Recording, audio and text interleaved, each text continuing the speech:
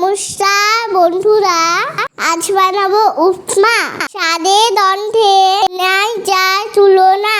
তেলের মধ্যে সর্ষে কারি পাতা ফোড়ন দিয়ে দিয়েছি, পেঁয়াজ কাঁচা লঙ্কা দিয়ে ছেলে নিয়েছি। পছন্দ মতো সবজি দিয়ে আমি দিলাম, লবণ হলুদ দিয়ে ছেলে নিলাম। এরপরে একটুখানি জল দিয়ে দেব। সেদ্ধ করে সবজিগুলি ভেজে আমি নেব। ভাজা যখন হয়ে যাবে সুজি দিয়ে দেব। অল্প অল্প জল দিয়ে রান্না করে নেব। বারে বারে জল দেবে, তবেই ভালো হবে। একবার খেলে হাত মনে রয়ে যাবে। এরপরে দিয়ে দেব চিনি, কাজু বাদাম, কিশমিশ। একবার খেয়ে কিন্তু তুলনা যেন মিস।